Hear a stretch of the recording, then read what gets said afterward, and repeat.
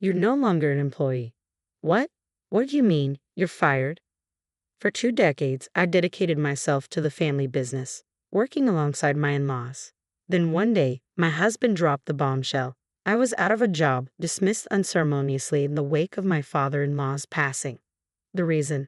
Supposedly, Catherine was slated to take over. Wait, hold on. Even if Catherine steps in, someone still needs to handle accounting, I protested. Isn't that vital? Catherine's boyfriend will handle it now. There's no need for you, my husband replied coldly. I couldn't believe it. Stunned, I turned to Catherine for some semblance of reason, only to be met with a smug smile. You should learn your place, especially as an outsider with such arrogance, she sneered. Enjoy your jobless life now. Lol. When Catherine returned, I not only felt excluded as a family member but also unappreciated for my 20 years of dedication to the company. All my efforts seemed futile.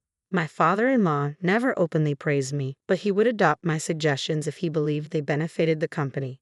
However, with Catherine now in charge and seemingly viewing me as an adversary, I knew things wouldn't be the same. I no longer felt any attachment to the company. Very well then, I wish you all the best in ensuring the company's survival, I told Robert and the others, making the decision to part ways with the company. My name is Emily. I had always been adept at managing finances, having studied accounting in college and subsequently securing a position as an accountant at a prominent firm. It was during my tenure there that I met Robert, a younger man whom I encountered at a bar. He mentioned that he was assisting with his parents' recycling business. Talking to Robert was refreshing. Unlike my career-driven colleagues, he was more laid back and occasionally indecisive, which brought a new dynamic to our conversations. Robert seemed to enjoy my company, and we started meeting up for drinks, exchanging contact information. As our bond grew, Robert opened up about his family, particularly his ambitious sister, Catherine, who had a strong drive to excel. Catherine went to business school and worked in a corporate job afterward. She never showed interest in the family recycling business, Robert shared with a hint of frustration. She thinks it's too mundane to mention to her friends. Lol. Despite everything, Catherine always does things her own way, Robert sighed, revealing a mix of admiration and exasperation towards his sister. As we continued sharing family anecdotes, our connection deepened. After dating for some time, Robert proposed to me. Overwhelmed with love and unable to imagine life without him, I eagerly accepted his proposal. Emily, I have a favor to ask once we're married, Robert began earnestly. I want you to leave your current job and join our family business, the recycling business. My mother handles accounting right now, but she lacks formal training. You're an expert in that area, aren't you? I want you to take over our finances. Having grown weary of corporate life, the prospect of working for a family enterprise appealed to me. I resigned from my position at the major company as soon as we were married. I started my new role as the accountant for Robert's father's company. Upon reviewing the financial records, I discovered numerous errors made by my mother-in-law, who had no formal accounting background. I began by rectifying these mistakes and implementing a comprehensive financial overhaul. As I delved deeper into the workings of the recycling business, I identified opportunities to streamline costs and increase sales. Robert, there's something important I'd like to discuss with you, I said one evening, ready to present the cost-cutting strategies and business plans I had been developing. Robert glanced over the materials I had prepared and swiftly shared his feedback. This business plan looks promising. I'll discuss it with Dad and Mom. My proposal gained approval, prompting me to dive into implementing the cost-cutting measures and new business strategies with relentless dedication, often sacrificing sleep. As a result of these efforts, the company's performance steadily improved, enabling us to expand our team with new hires. As our business flourished, we garnered attention from the local community. I took proactive steps to connect with the community, transforming our business into a local hub. As time sped by, 2 decades slipped away since I first joined the company. While my dedication endeared me to the employees and locals alike, Robert and my in-laws seemed to overlook the extent of my commitment. Emily, dear, you're working so tirelessly. Do you ever take a break? A neighbor nearby voiced concern, but Robert chuckled dismissively. Oh, she's just passionate about her work. She's fine. Besides, even on her days off, she doesn't really have any hobbies. Haha. I've known this company since Robert's parents' time, but Emily is the reason for its growth, right? You should consider giving her a substantial bonus.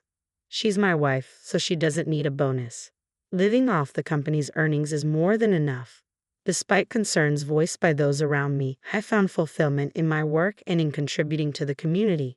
The lack of days off or bonuses didn't bother me.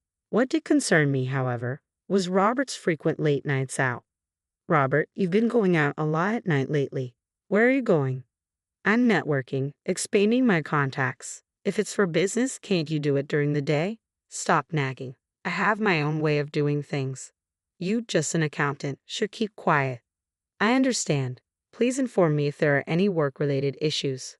Yeah, sure. Robert appeared irritated, growing increasingly distant from home.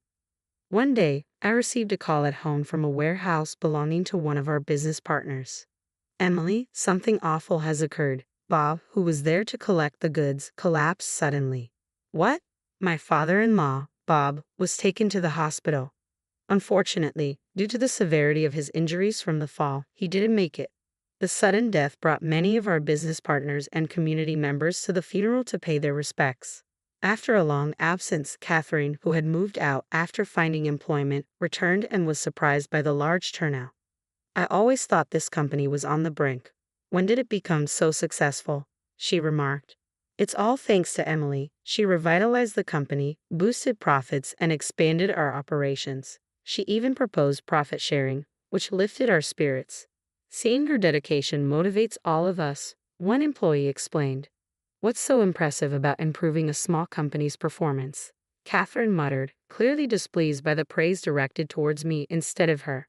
From then on, Catherine treated me with disdain whenever our paths crossed, dismissing me like a mere servant.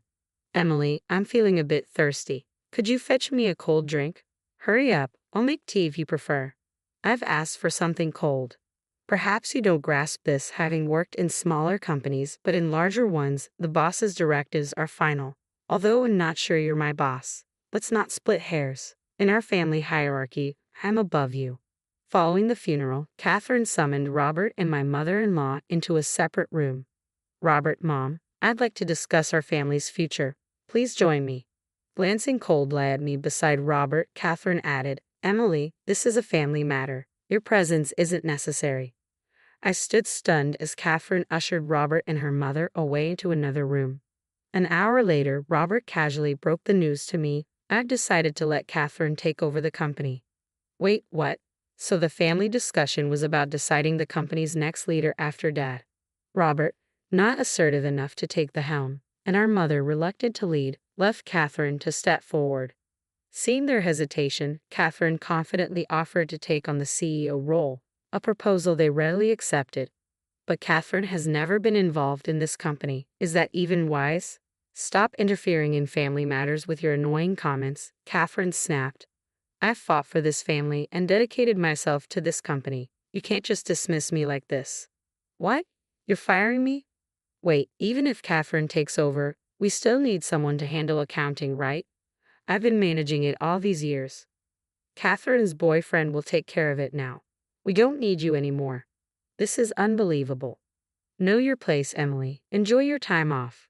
When Catherine returned, I not only felt like an outsider in the family but also saw my 2 decades of dedication to the company dismissed as inconsequential, my job taken away. The struggles and efforts felt utterly futile.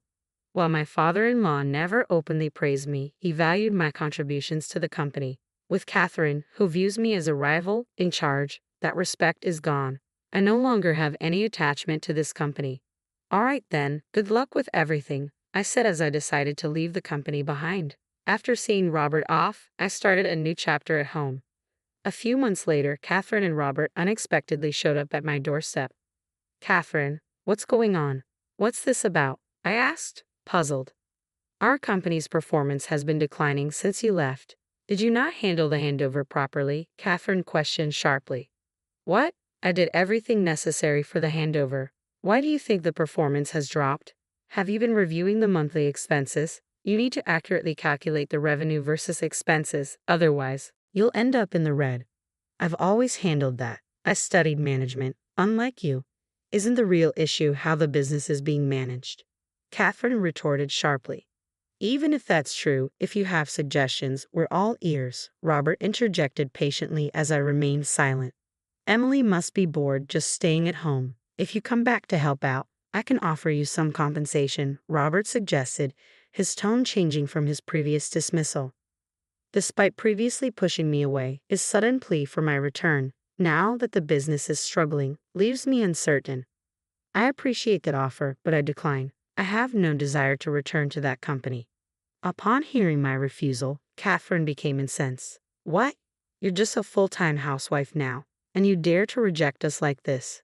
Don't you care about our family's company? You're the one who seems not to care, even though you're the CEO now. How can you say I don't care? Weren't you the one who used to call the company plain and boring? You only took on the CEO role because the title female CEO sounded trendy and gave you something to boast about. Don't act holier than thou. On what grounds are you making these accusations? Your boyfriend, Zach, mentioned it to me during the handover. So what?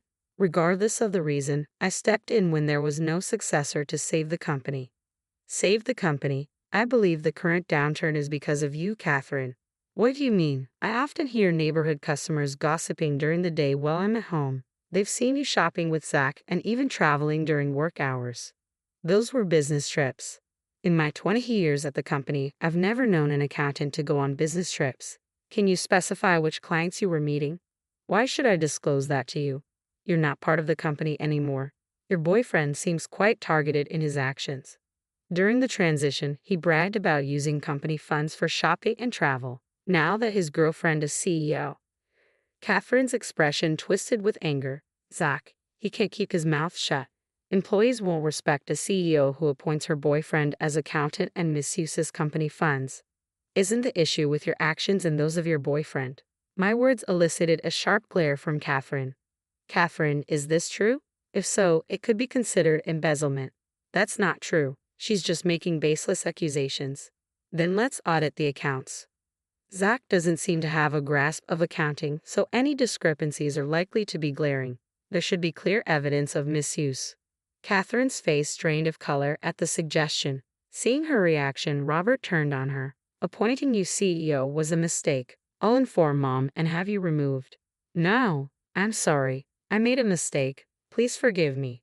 Catherine left in disgrace. Left alone, Robert turned to me with desperation. Emily, we need your help to save the company. Please come back. As I've said before, I have no intention of returning. But aren't we married? No, our marriage is over. I handed the divorce papers to Robert. What are you talking about? If you divorce without returning to work, you'll be in a tough spot. How do you plan to support yourself? I'll manage. Look, I showed Robert the job offer from the major company where I had previously worked. After being let go, I actively searched for opportunities and learned that a former colleague now worked in HR. She remembered my performance and advocated for my rehire. Just because I found a job doesn't mean we have to divorce.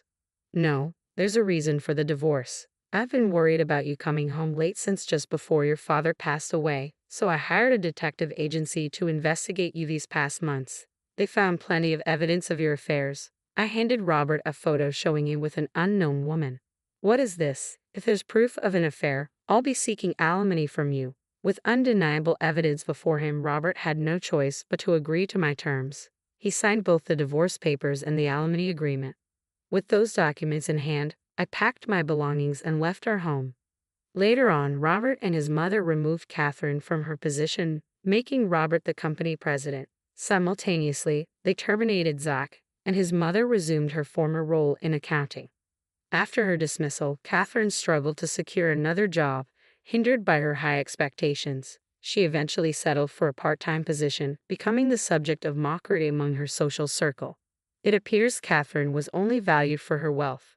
Once she took up part-time work, her partner left her for someone else, leaving Catherine swiftly abandoned. Under Robert's ineffectual leadership and his mother's lack of accounting expertise, the company's performance plummeted. Employees departed, and the company eventually went bankrupt. Robert and his mother found themselves overwhelmed by debt. Rumor had it that Robert's mistress disappeared upon learning of his financial ruin. Robert, inexperienced in corporate work, struggled to secure only part-time jobs and faced challenges in repaying his debts. He also had the responsibility of caring for his elderly mother, who couldn't work even part-time, making life difficult for them both. Meanwhile, I reacquired my former skills and am performing effectively at the major company. My return has been welcomed by former colleagues who appreciate my contributions, and I'm duly recognized and rewarded for my dedication. Finding myself valued and respected for my work reaffirms that my rightful place is where I am needed. I am committed to continuing to work diligently to meet the expectations